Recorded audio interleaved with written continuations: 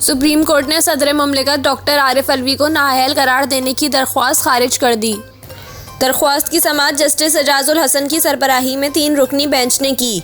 दरख्वास्त गुजार ज़हूर मेहदी का कहना था कि मैं सदारती उम्मीदवार था। आरिफ अलवी के कागजात पर मेरे 6 एतराज़ात थे। सदारती इलेक्शन के वक्त आरिफ अलवी अंडर ट्रायल मुल्ज़िम थे। दरख्वास्त गुजार का कहना था कि मेरे कागजात को तायीद कनंदा और तजवीज़ कनंदा ना होने पर खारिज किया गया।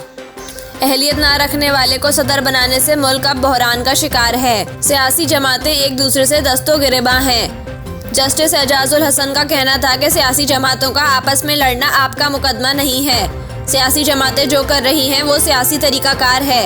आईनी तकाजा है कि तायीद कनंदा और तजवीज़ कनंदा रुकन मजलिस शोरा होना चाहिए।